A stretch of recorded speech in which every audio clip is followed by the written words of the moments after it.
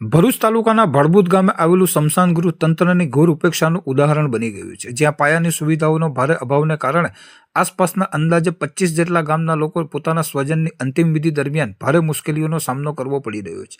આશરે 50,000થી પણ વધુની વસ્તી ધરાવતો વિશાળ ક્ષેત્રફળ ધરાવતો આ વિસ્તાર અંતિમ સંસ્કાર માટે આ જ સ્મશાન ગૃહ પર નિર્ભર હોવા છતાં અહીં અત્યંત દયનીય અને સુવિધા વિહોણી સ્થિતિ જોવા મળતા સ્થાનિક લોકો અને શોકગ્રસ્ત પરિવારોમાં તંત્ર સામે ભારે આક્રોશ અને અસંતોષની લાગણી વ્યાપી ગઈ છે. સ્થળ પરથી મળતી વિગતો અનુસાર સ્મશાન ગૃહમાં મૃતદેહના દાહ સંસ્કાર માટે બનાવવામાં આવેલ ચિત્તાની સગડીઓ વર્ષોથી યોગ્ય મરમ્મતના અભાવે અત્યંત તૂટેલી અને બિસ્માર હાલતમાં ફેરવાઈ ચૂકી છે, જેના કારણે અંતિમ સંસ્કારની પ્રક્રિયા દરમિયાન મૃતકના સ્વજનોને ભારે હાલાકી ભોગવવી પડે છે. આ ઉપરાંત અંતિમ વિધિ પૂર્વે મૃતદેહને સ્નાન કરાવવા માટે સ્મશાન ગૃહમાં પાણીની કોઈ જ કાયમી કે યોગ્ય વ્યવસ્થા નથી. પરિણામે દુઃખની આ ઘડીમાં પણ શોકગ્રસ્ત પરિવારજનોને નજીકમાં આવેલ નદી કિનારેથી પાણી ઉંચકીને લાવવું પડે છે, જે તેમની મુશ્કેલીઓમાં ઓર વધારો કરે છે.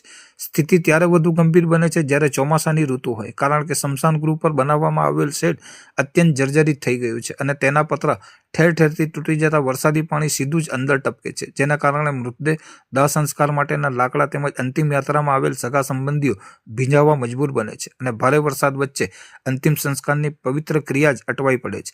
આટલા વિશાળ વિસ્તાર માટે આ સ્મશાન ગૃહ અત્યંત મહત્વનું હોવાથી સ્થાનિકોએ તંત્ર સમક્ષ તાત્કાલિક સ્થળ નિરીક્ષણ કરી મજબૂત ચિંતામચ શુદ્ધ પીવાના પાણી અને વપરાશના પાણીની કાયમી સુવિધા, નવું મજબૂત સેટ અને લાઇટિંગ સહિતની પાયાની સુવિધાઓ વહેલી તકે ઉપલબ્ધ કરાવવા માટે ઉગ્ર માંગણી કરી છે. મારું નામ પ્રવીણસિંહ ચુડાસમા.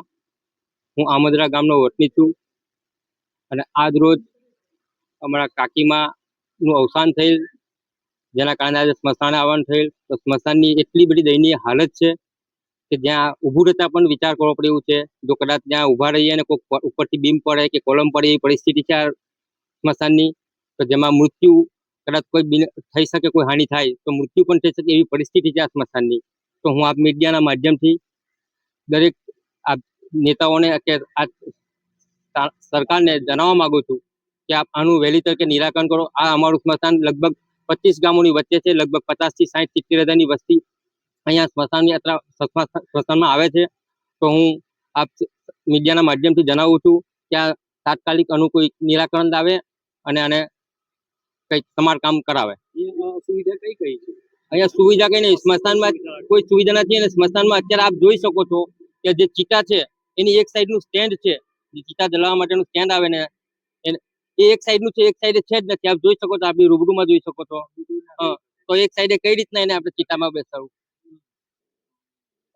પાણીની પણ વ્યવસ્થા નથી, મોટર પણ છે તે હાલ બગડેલી હાલતમાં છે, નદીમાં જઈ શકાય એવું નથી.